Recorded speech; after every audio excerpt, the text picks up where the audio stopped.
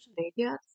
Në këtë video do vazhdojmë me shpjegimin e Gitit, do vazhdojmë me disa nga komandat e Gitit, të cilët ne na ndihmojnë që pasi ai është instaluar dhe pasi ai është konfiguruar, ne të bëjmë të mundur krijimin e një depozite lokale në Git dhe xhumimin e fajlave të ruajtur në këtë depozit.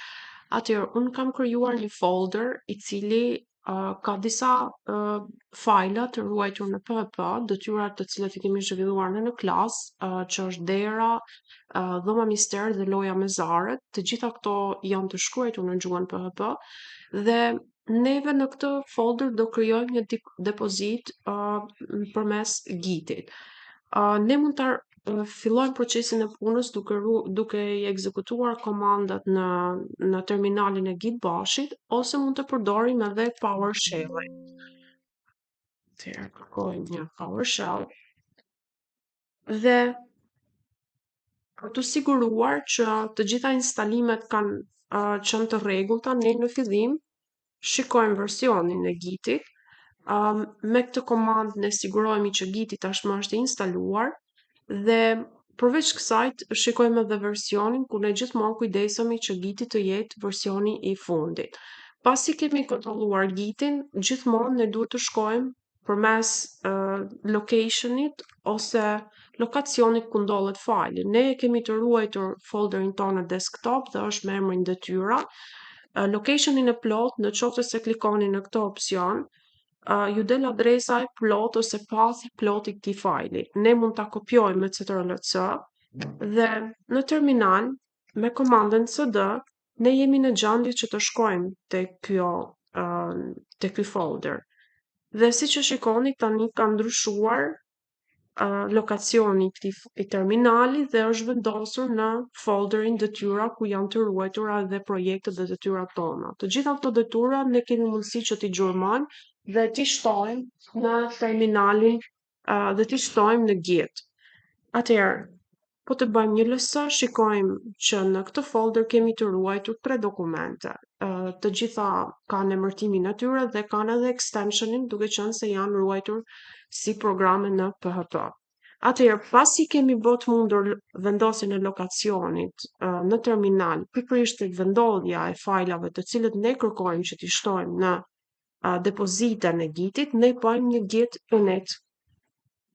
Në momentin që e kemi ekzekutuar këtë komandë, ne kemi krijuar praktikisht një repository Git i cili është i xhurmueshëm vetëm në makinën tonë, që do thotë vetëm në kompjuterin tonë. Më vonë ne do shohim se si ne mund të komunikojmë edhe me GitHub-un dhe t'i bëjmë të fajla të xhurmueshëm dhe në të njëjtën kohë përmes GitHub-it ne mund të bashkëpunojmë edhe me programues të tjerë.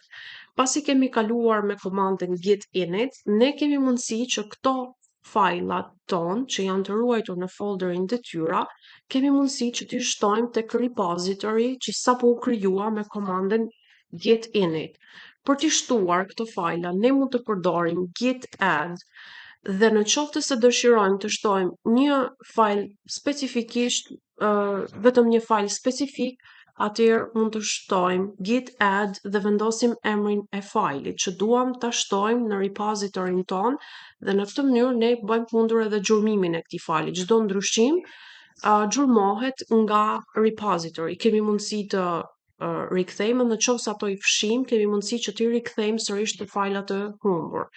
E supozojmë që ne të gjitha këto fajla do t'i kalojmë në repositorin ton me një pikë të veçantë, duke krijuar dhe një hapësirë nga add, kemi mundësi që të gjithë fajlat që ruhen në folderin ton, praktikisht në folderin detyra, me vendodhje në desktop, kemi mundësi t'i kalojmë në repository, çka do të thotë që të 3 fajlat tonë që janë dera.php, dhoma misteri dhe loja e zarave, kemi mundësi t'i kalojmë në repositorin ton dhe të bëhet edhe xhurmimi i tyre. Tani, pasi kemi shtuar fajlat, ne me git status në mënyrë të vazhduar mund të kontrollojmë statusin e fajlave tonë. Siç e shikoni, fajlat janë në branchin master, nuk ka akoma një commit dhe tregon që janë janë në një fazë që quhet draft. Ato akoma nuk janë në versionin e tyre përfundimtar, akoma janë në përpunim, por janë në statusin tashmë të shtuar në repositorin tonë, por akoma në një version të përfunduar. Pasi ne jemi siguruar që fajlat tonë kanë përfunduar, ne kemi mundësi që të bëjmë commit.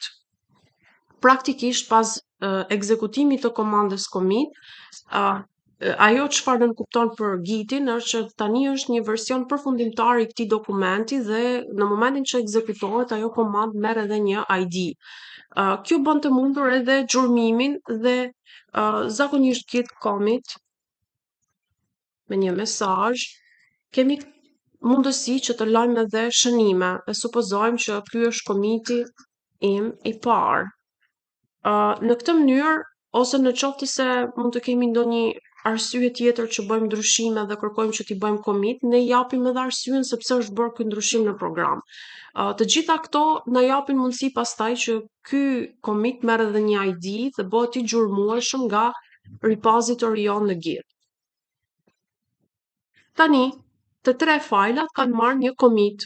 Në qoftë se neve dëshirojmë të shikojmë statusin, ne shohim, ekzekutojmë që ne nuk kemi asgjë në branch, në branchin ton master, nuk kemi asgjë të cilët është e papërfunduar. Në rastin e parë që ishte këtu kur ekzekutuam komandën git status, ne shikuam që kishim në ngjyrë jeshile dhoma mister dera.php zara.php, që do të thotë këto fajla ishin akoma në procesin e draftit dhe të papërfunduar. Ndërsa më pasi ka përfunduar komanda commit, ne shohim që ne nuk kemi asgjë për të papërfunduar dhe çdo gjë tashmë është kaluar në commit, domethënë është konsideruar e përfunduar. Në qoftë se ne ekzekutojmë komandën git log dhe supozojmë vendosim dera.php,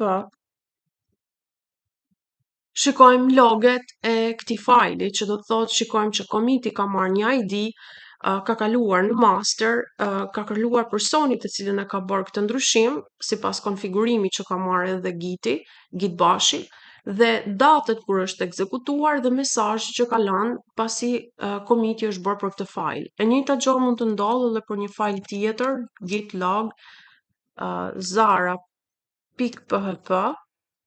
Në të njëjtën mënyrë ne mund të shikojmë loget dhe mund të gjurmojmë historikun e ndryshimeve që ka pësuar ai fajl gjatë kohës së programimit. Çdo gjë ngel në sistem dhe çdo gjë përshkruhet shumë qartë, data, ora dhe personat të cilët i kanë bërë këto ndryshime. Gjithashtu çdo commit ka ID-n e vet, të cilët e specifikon në mënyrë unike në